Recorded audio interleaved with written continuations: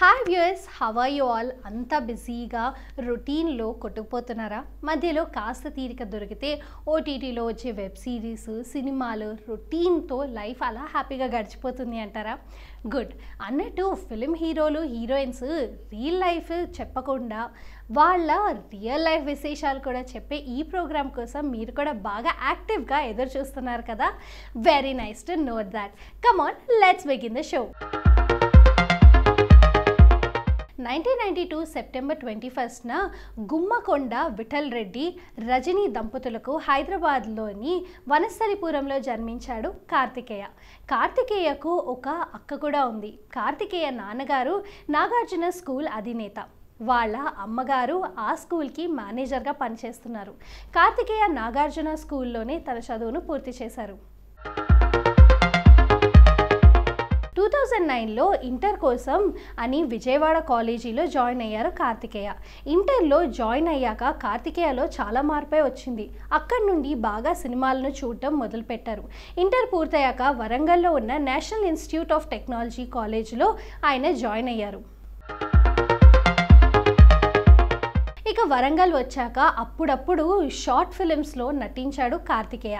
అదే సమయంలో డాన్స్ను కూడా నేర్చుకున్నాడు కార్తికేయ. ఇక అక్కడి నుంచి కార్తికేయ ఫిలిం నగర్ రావటం, ఏదో ఒక ఆఫీస్కి వచ్చి తన నటించిన షార్ట్ ఫిలిమ్స్ ఫోటోలను చూపించడం స్టార్ట్ చేశాడు.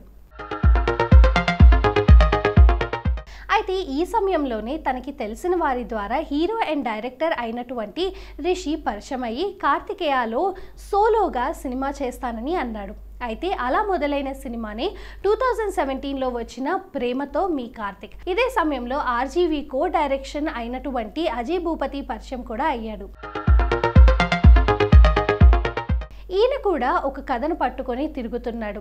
నిజానికి ఈ కథ ఒక రియల్ స్టోరీ. కార్తికేయ ఆర్జీవి ఆఫీస్లో పరిచయం అవ్వటం, కార్తికేయ కూడా సినిమా తీస్తుండటం అని తెలిసిన అజయ్ భూపతి కార్తికేయ దగ్గరకు వెళ్ళాడు. వీళ్ళిద్దరూ కలిసి 2 నెలల జర్నీ తర్వాత తాను రాసుకున్న కథకి సరిగ్గా కార్తికేయ సరిపోతాడు అని నమ్మి అజయ్ భూపతి కార్తికేయను తను రాసిన కథ చెప్పాడు.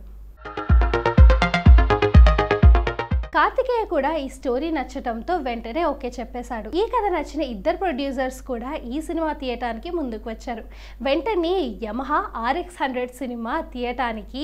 కానీ మొదట్లో కార్తికేయ మీద పెట్టుబడి పెడితే వస్తుందో రాదో అని నిర్మాతలు ఆలోచించారట. కానీ అజయ్ మాత్రం నన్ను నమ్మండి అని చెప్పి వాళ్ళను ఒప్పించారు.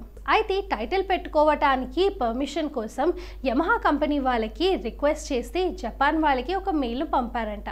వాళ్ళు యమహా లేకుండా RX100కి మాత్రమే పర్మిషన్ ఇచ్చారు. వాళ్ళు ఇచ్చిన పర్మిషన్ ప్రకారం RX100ని టైటిల్గా ఫిక్స్ చేసుకున్నారు సినీ నిర్మాతలు. ఈ సినిమాలో హీరో కంటే హీరోయినే మెయిన్ ముఖ్యం. బోల్డ్గా నటించే అమ్మాయి కోసం చాలా చోట్లే వెతికారు. చివరిగా డర్ సబ్కో లగ్తా హే అనే సీరియల్లో పాయల్ రాజ్పుత్ టీవీలోను చూసి ఈ అమ్మాయి అయితే మన సినిమాకు సరిగ్గా సరిపోతుంది అని ఆమె డీటెయిల్స్ను కనుక్కొని తన్ను ఒప్పించారు.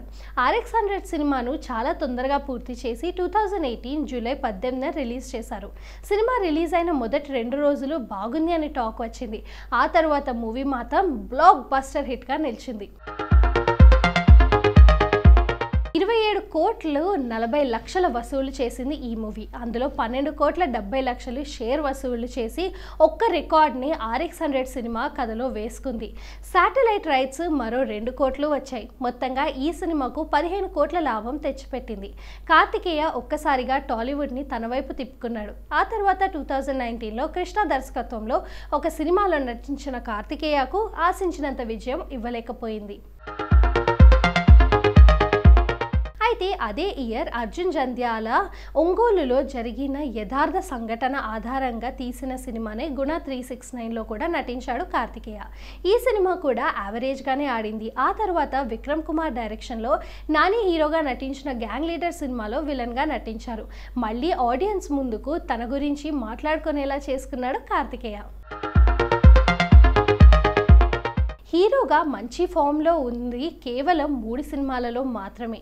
హీరోగా నటించి విలన్గా నటించాలి అంటే పెద్ద రిస్కే చేస్తుందనే చెప్పాలి కార్తికేయ. ఆ తర్వాత 90mlలో కూడా నటించారు. ఆ తర్వాత చావు కబుర్ చల్లగా అనే సినిమాలోను, అలాగే బోనీ కపూర్ ప్రొడక్షన్లో కూడా తమిళంలో ఒక సినిమాలో నటించారు మన కార్తికేయ. అలాగే వాలిమై అనే సినిమాలో అజిత్ హీరోగా మళ్ళీ కార్తికేయ విలన్గా నటించారు. కార్తికేయ తెలుగులో ఇంకా ఎన్నో సినిమాలు చేసి సూపర్ స్టార్ స్థాయిని చేరుకోవాలని మనం కూడా కోరుకుందాం. ఈరోజు ఇన్స్పిరేషనల్ స్టార్ ప్రోగ్రాంలో కార్తికేయ నటించిన ఆల్ టైమ్ హిట్ మూవీస్లోని ఇంట్రెస్టింగ్ విషయాల గురించి తెలుసుకున్నాం కదా. ఇక ఇక్కడితో ఈ ప్రోగ్రామ్కి సెలవు తీసుకొని మరొక ఇన్స్పిరేషనల్ స్టార్తో నెక్స్ట్ వీక్ మళ్ళీ మేము ముందుంటా. Until then bye.